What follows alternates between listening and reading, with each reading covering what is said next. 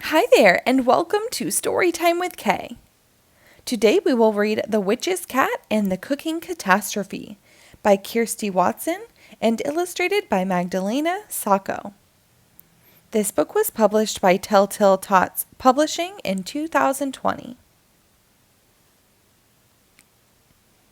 One day, a witch's cat found a dusty old cookbook, and it gave him the most marvelous idea. "I know," said the cat excitedly. "I will make a super scrumptious surprise lunch for my lovely witch. How hard can it possibly be?" And as he eagerly flicked through the pages, he found the perfect recipe called witch's broth. "Excellent," said the cat. "She's a witch, and I'm sure she'll like broth, whatever that is." Then he roughly followed the directions, adding an extra sprinkle of magic witching dust for good measure. "Ha!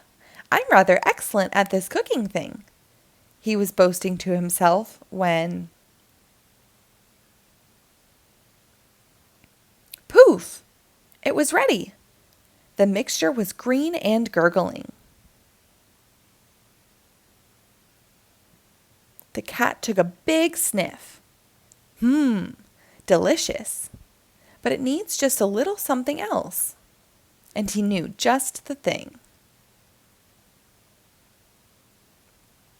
Seasoning. So he added some herbs and spices before finishing it off to perfection with a good shake of salt and pepper. "There, much better," he said, feeling very pleased with himself. Just then, the lovely witch arrived home. "Oh, Cat, you've made lunch. What a wonderful surprise," she said happily. "Well, this is interesting," said the witch, as she took a closer peek at the mixture, which was now making a funny fizzing sound. "What's in it? No, wait, don't tell me. Let me taste it and guess." And with that, she took a big spoonful. She swirled it around her mouth, then she swallowed with a loud gulp. And... zap! In a flash of light, she turned into... a frog! "Ribbit! Ribbit!" said the frog. "Oh no!" shrieked the cat. "That wasn't supposed to happen." And that's when he noticed an important scribble at the bottom of the page. "Warning, adding seasoning to a magic potion will make it stronger, so use sparingly or ideally not at all."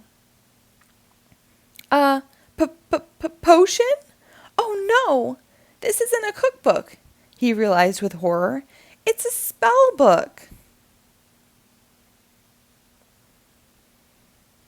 What have I done? This is not good at all. It's a cooking catastrophe, and I need to fix it now. So he searched and searched through the pages of the old spell book before deciding on a potion called Undo Soup. "Hopefully this will undo this terrible mess," he said. Then he set to work on making the new potion. And this time he was sure to follow the recipe to the very letter. Well, almost. He could only find one stinky old slipper, so he threw in some extra cat hairs instead. "Ha! This seems easy enough," he was just thinking, when suddenly...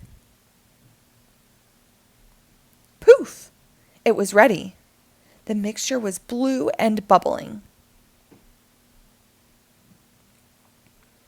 This time he resisted adding seasoning before serving up for the frog, and... zap! The frog changed into... A dog. Woof, woof, said the dog. Oh no, not again, said the cat. I really need to put this right. So he hurried back to the book to find the answer. Ah, this looks ideal, he said, reading aloud a recipe for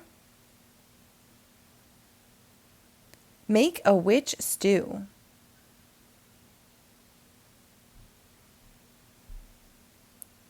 Ha! Hopefully this will make a witch this time, said the cat as he followed the instructions super carefully. Well, kind of. There was no frog spit, so he used a smidge of dog drool instead. The cat waited patiently for a moment. Then, poof! It was ready. The mixture was oddly orange. Once again, he avoided seasoning before dishing some up for the dog. And zap! The dog magically transformed into a very unhappy witch.